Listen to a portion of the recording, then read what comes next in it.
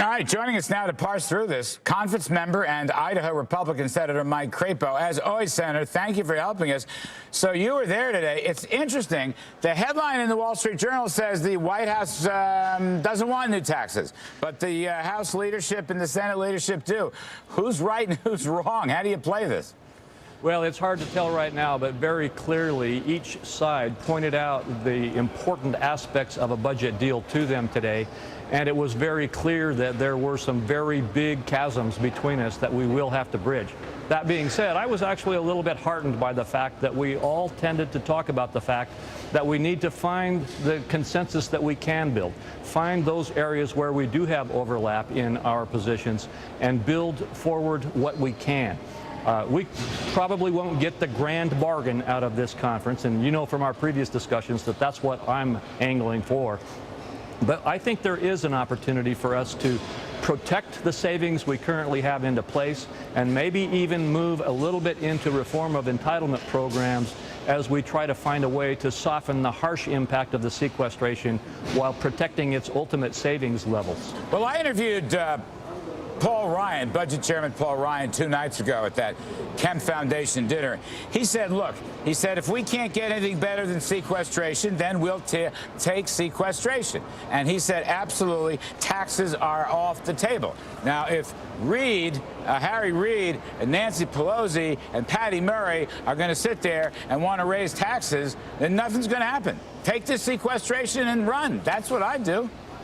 Well, that's the bottom line. If nothing can be done except to hold the status quo and protect the Budget Control Act savings that we put into place 2 years ago, that will be a victory because there's a clear effort underway right now to break the budget. We've got to stop the budget from being broken. The message I delivered today at the conference, though, was let's accept the fact that we've got to protect our current savings. And if we can build at least a foundation or a pathway forward to deal with reforming our tax code, not just raising taxes to justify more spending. See, that's and moving in. That's yes. exactly right. That's exactly right. I'm glad. That's perfect. Okay, the Democrats are looking at this. They just want to jack up taxes. They want to go for so-called loopholes, but they don't want to have lower marginal rates on the other side. So that's anti-growth, tax hikes, and then, correct me if I'm wrong, Senator, they want to take that money and use it for their pet projects. Now, at the moment, it sounds to me, judging from this article in the paper today, Wall Street Journal, and Obama said this, it sounds to me like Reid and Patty Murray are to the left of Obama on this. Well, it's starting to sound like that, and you're exactly right about our tax code. We have a tax code that is probably the most unfair, the most complex, the most expensive to comply with, and frankly, the most anti-competitive to American business interests that we could have created. And what we need to do is move into the code and, yes, reform it, clean it out, and use that revenue to reduce rates and make America more competitive again. I mean, that's the focus. Maybe we can grow at 4% and 5% instead of just 1.5% to 2%. But, Senator, let me ask you this, okay? I don't know. I agree with your ultimate grand design. I know where you're coming from, and I know what your efforts have been in the last couple of years.